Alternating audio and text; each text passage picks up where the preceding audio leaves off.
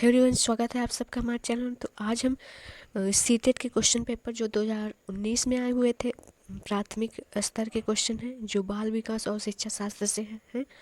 इसका पहला क्वेश्चन है, मूल्यांकन को ऑप्शन नंबर ए है केवल नंबरों के संदर्भ में करना चाहिए। ऑप्शन नंबर बी है वस्तुनिष्ठ प्रकार के लिखित कार्यों पर आधारित होना चाहिए। ऑप्शन नंबर सी है एक अलग गतिविधि के रूप में लेना चाहिए। और ऑप्शन नंबर डी है शिक्षण अधिगम प्रक्रिया का एक भाग होना चाहिए। तो इसका जो राइट आंसर है ऑप्शन नंबर डी हो जाएगा। नेक्स्ट क्वेश्चन देखते हैं, संरचनात्मक दृष्टिकोण के अनुसार अधिगम है। ऑप्शन नंबर ए है जानकारी के अर्जन की प्रक्रिया, बी है अनुभव के परिणाम के रूप में व्यवहार में एक परिवर्तन होने की प्रक्रिया, ऑप्शन नंबर सी है एक सक्रिय एवं सामाजिक प्रक्रिया, और डी है एक निष्क्रिय एवं व्यक्तिपरक प्रक्रिया। इसका राइट आंसर है ऑप्शन नंबर सी है।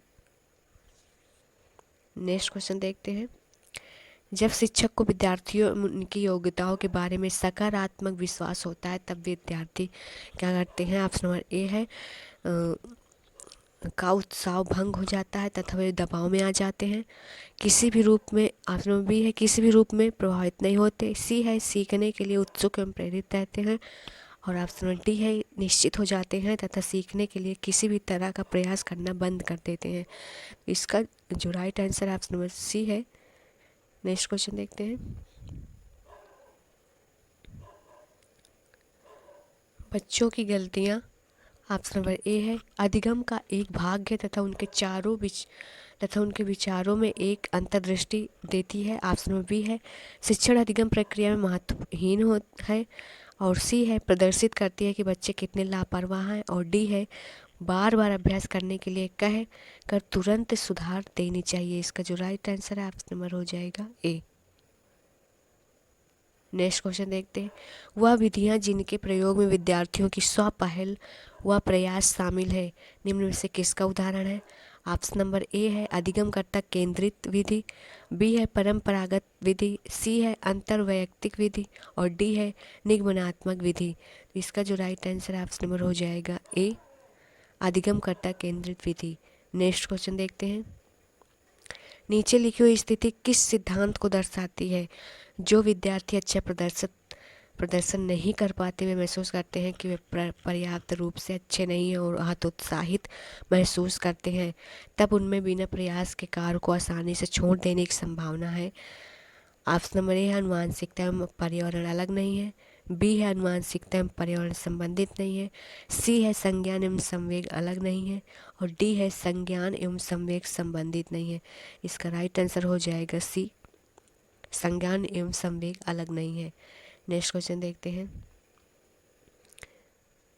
नेक्स्ट क्वेश्चन है, एक शिक्षक बच्चों को प्रभावी रूप से समस्या का समाधान करने में सक्षम बनने के लिए किस तरह से प्रोत्साहित कर सकता है। ए है पाठ्य पुस्तक में दी गई सूचनाओं के कंठस्थीकरण करने पर बल देकर, बी है बच्चों को समस्या के बारे में सहजानुभूत अनुमान लगाने एवं बहु विकल्पों को देखने के लिए प्रोत्साहित करके, सी है पाठ्य पुस्तक के सभी प्रश्नों के व्यवस्थित तरीके से समाधान लिखकर, डी है पाठ्य पुस्तक से एक ही प्रकार के प्रश्नों के उत्तर के अभ्यास के लिए उन्हें पर्याप्त मात्रा में अवसर प्रदान करके। इसका राइट आंसर हो जाएगा बी। नेक्स्ट क्वेश्चन देखते हैं, जीन पियाजे के सिद्धांत का प्रमुख प्रस्ताव है कि ए है बच्चों की सोच मात्रात्मक रूप में वयस्कों से भिन्न होती है, बी है बच्चों की सोच गुणात्मक रूप से वयस्कों में से भिन्न होती है, सी है बच्चों की सोच वयस्कों से भिन्न होती है, और डी है बच्चों की सोच वयस्कों से बेहतर होती है। तो इसका जो राइट आंसर है ऑप्शन नंबर हो जाएगा बी। नेक्स्ट क्वेश्चन देखते हैं, जेंडर है, ए है एक सामाजिक संरचना, बी है एक आर्थिक अवधारणा है, सी है एक जैविक निर्धारक, और डी है एक मनोवैज्ञानिक सत्ता है। इसका जो राइट आंसर हो जाएगा ऑप्शन नंबर हो जाएगा ए।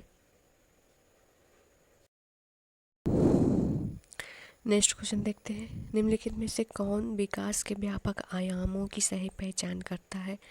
ए है शारीरिक व्यक्तित्व आध्यात्मिक एवं संवेगात्मक, बी है सामाजिक शारीरिक व्यक्तित्व स्व सी है शारीरिक, संज्ञानात्मक, सामाजिक और संवेगात्मक। और डी है संवेगात्मक, बौद्धिक, आध्यात्मिक एवं स्व। तो इसका जो राइट आंसर है ऑप्शन नंबर सी हो जाएगा। नेक्स्ट क्वेश्चन देखते हैं। बुद्धि के बारे में निम्नलिखित कथनों में से कौन सा सही है? ए है बुद्धि एक अनुवांशिक विशेषक है जिसमें मानसिक गतिविधियां जैसे स्मरण एवं तर्क शामिल होती है।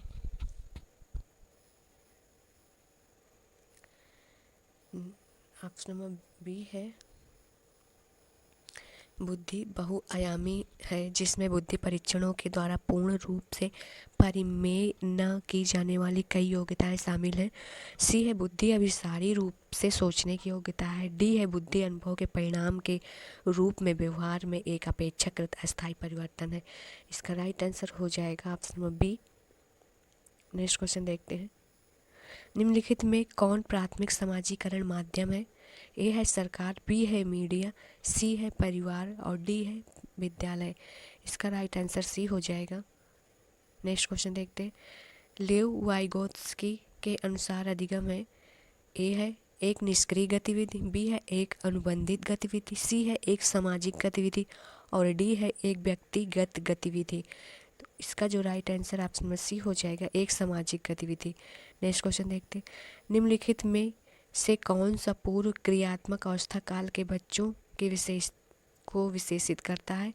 ए है विलंबित अनुकरण, बी है विचारों की अनुत्क्रमणीयता, सी है वर्तुल प्रतिक्रिया, डी है लक्ष्य निर्देशित व्यवहार।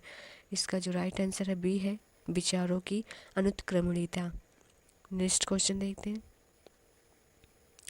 बच्चों और उनके अधिगम के संदर्भ में निम्नलिखित कथनों में से कौन सा सही है?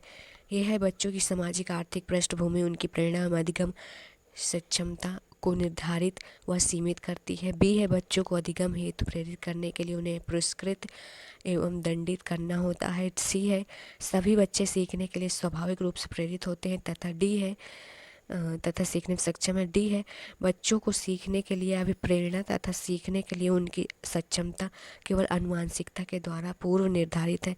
इसका जो राइट आंसर है सी हो जाएगा। नेक्स्ट क्वेश्चन देखते हैं। प्रगतिशील शिक्षा में बच्चों को किस तरह से देखा जाता है? ए है सक्रिय अन्वेषकों के रूप में, बी है खाली स्लेटों के रूप में, सी है छोटे वयस्कों के रूप में और डी है निष्क्रिय अनुकारकों के रूप में। इसका जो राइट आंसर है ऑप्शन नंबर ए हो जाएगा। नेक्स्ट क्वेश्चन देखते हैं।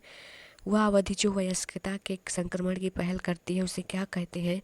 ये है पूर्व क्रियात्मक अवधि, बी है बाल्यावस्था की समाप्ति, सी है किशोरावस्था और डी है मध्य बाल्यावस्था।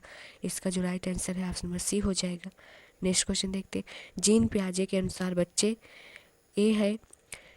बच्चे को उद्दीपन अनुक्रिया संबंधों के सावधानी पूर्ण नियंत्रण के द्वारा एक विशेष तरीके से व्यवहार करने के लिए अनुबंधित किया जा सकता है। बी है को पुरस्कार एवं दंड के सिद्धांतों का प्रयोग करते हुए विशिष्ट तरीके से व्यवहार करना एवं सीखना सिखाया जा सकता है। सी है ज्ञान को सक्रिय रूप से संचरित करते हैं जैसे जैसे वे दुनिया में व्यवहार कौशल का प्रयोग करते हैं तथा अन्वेषण करते हैं। डी है प्रेक्षणात्मक अधिगम की प्रक्रिया का अनुकरण करते हुए दूसरे को अवलोकन करके सिखाते हैं। इसका जो राइट आंसर है सी हो जाएगा। नेक्स्ट क्वेश्चन देखते हैं। चालक विकास की दर में व्यक्तिगत विविधताएं होती हैं, फिर भी चालक विकास का क्रम से तक है। ए है अपरिष्कृत स्थूल चालक विकास, परिष्कृत सूक्ष्म चालक विकास, बी है परिष्कृत सूक्ष्म चालक विकास, अपरिष्कृत स्थूल चालक विकास, सी है शीर्षगामी अधोगामी, डी है अधोगामी शीर्षगामी। इसका जो राइट आंसर है ऑप्शन नंबर ए हो जाएगा। नेक्स्ट क्वेश्चन देखते हैं। खिलौने, पहनावे की वस्तुएं, घरेलू सामग्रियां, व्यवसायों एवं रंगों की विशिष्ट लिंग के साथ संबंधित करना क्या प्रदर्शित करता है?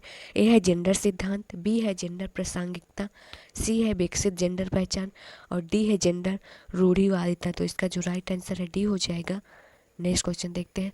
एक प्रारंभिक कक्ष में एक बच्ची अपने साथ जो अनुभव लाती है, ए है उन पर ध्यान नहीं देना चाहिए, बी है उन्हें शामिल कर उनका संचय करना चाहिए, डी है उन्हें अस्वीकार करना चाहिए, ऑप्शन नंबर सी है उन्हें अस्वीकार करना चाहिए, डी है उसकी उपेक्षा करना चाहिए। इसका जो राइट आंसर है बी हो जाएगा। नेक्स्ट क्वेश्चन देखते हैं। एक बच्चा तर्क प्रस्तुत करता है कि हिंज को दवाई की चोरी नहीं करनी चाहिए, वह दवाई जो उसकी पत्नी की जान बचाने के लिए ज़रूरी है, क्योंकि यदि वह ऐसा करता है तो उसे पकड़ा जाएगा और जेल भेज दिया जाएगा। कोहल वर्ग के अनुसार वह बच्चा नैतिक समझ की किस अवस्था के अंतर्गत आता है? ए है दंड एवं आज्ञा पालन अभिविन्यास, बी है सार्वभौम नैतिक सिद्धांत अभिविन्यास, और सी है यंत्री उद्देश्य अभिविन्यास, और डी है सामाजिक क्रम नियंत्रक अभिविन्यास। तो इसका राइट आंसर हो जाएगा option number A. Next question देखते हैं। मौखिक संवाद जो बच्चे अपने आप से करते हैं उन्हें लेव वाइगोत्स्की क्या कहते हैं? ए है भ्रांत वार्ता, बी है समस्यात्मक वार्ता, और सी है अहंग केंद्रित वार्ता, और डी है व्यक्तिगत वार्ता। इसका राइट आंसर व्यक्तिगत वार्ता हो जाएगा, डी। नेक्स्ट क्वेश्चन देखते हैं। यह विचारधारा है कि सभी बच्चों को एक नियमित विद्यालय व्यवस्था में समान शिक्षा प्राप्त करने का अधिकार हो।